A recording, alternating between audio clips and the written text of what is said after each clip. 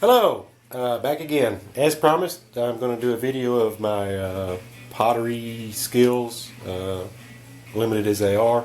But first I want to show a little bit about my wheel that I built. First, you can see I cleaned off my table, so that's a good thing. I've got a few cups I need to get glazed, but we'll get to those eventually. Sorry about the mess. I have not done a good job cleaning up after myself after the last few pots that I threw, but what we've got is, I guess we'll start at the top and go down. I've got a plaster bat that I had made on the wheel head, and I don't like the plaster too much because it I don't know, it just doesn't hold up very well. Not what I've been using anyway. So this is my wheel head. It's got two quarter 20 socket headed cap screws to use as the lugs.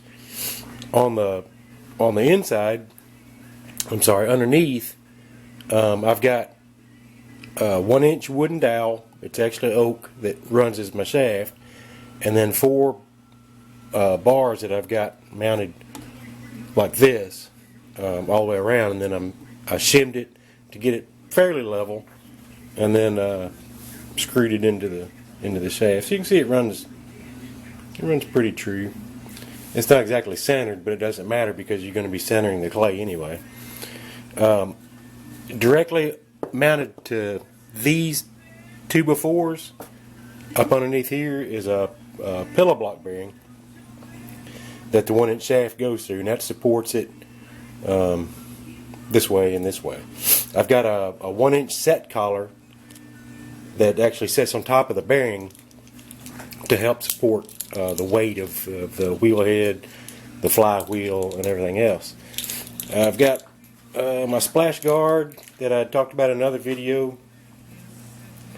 It's all wood. Underneath I've got some black plastic stapled to kind of help draw the water away, because what was happening was I generally wear flip-flops, and the water would run down onto my foot and get my foot wet, and that doesn't work very well with the flip-flops and trying to kick 80 pound of concrete around.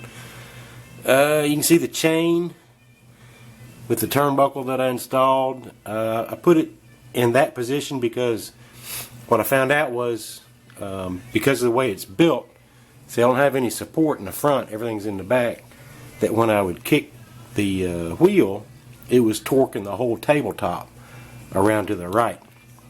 So I put a piece of chain in and a turnbuckle and tightened it up so that I could kind of minimize that. There's a big dowel in the back that I use as a lifting handle. It's got, I don't know if you can see them, I've got a mirror sitting on it right now, but I've got 2 casters in the back. There's offset so that it doesn't start to roll until you start to pick up on it. So once you get it up 5 or 6 inches off the floor on the front end, on the handle, then you can wheel in and out. The only problem I've got is my footrests are so wide, they're wider than a standard door frame, just by a little bit. So what I have to do when I get ready to move it is take the screws out of the footrests, remove those, and then I can wheel it out and then put them back on remotely. So for the flywheel, it's a tabletop, wooden tabletop that I bought at Lowe's. I forget how much it was, 20 bucks or something. And I had some old fluorescent light ballasts, and I tried bolting all those on underneath, and I still couldn't have enough weight to keep the flywheel going. So I made a metal form and pop riveted it together and poured the thing full of concrete. Then I put a piece of, got carriage bolts run through it, piece of plywood sandwiching it all together, and it works pretty darn good. Alright, for underneath I've got it's just a standard 4-bolt flange bearing. Eventually I'll have to put a like a tapered roller bearing or something in there to be able to take the thrust load better.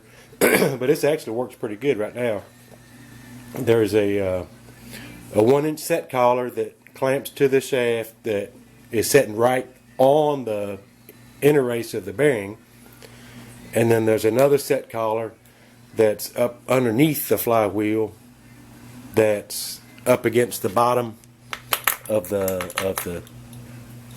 top of the flywheel, which helps support the weight of the flywheel itself. So when I get ready to tear this thing apart to put a steel shaft in it and a standard wheel head, I'm going to have a time getting that shaft out of the flywheel, so I may have to abandon it and do something different. So anyway, that's the potter's wheel. See, I got my tools set up. I still got glazes from yesterday sitting up there, but I'll get all those cleared off, get it cleaned up.